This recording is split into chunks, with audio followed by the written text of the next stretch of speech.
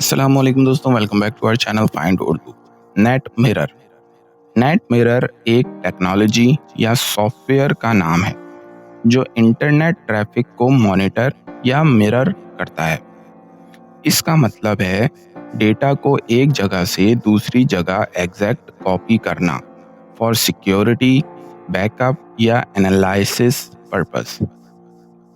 یہ net work security tools میں use ہوتا ہے۔ The IT team used NetMirror to track suspicious network activity۔ IT team نے net mirror کا use کیا تاکہ سسپیشیس نیٹ ورک ایکٹیویٹی کو ٹریک کر سکیں۔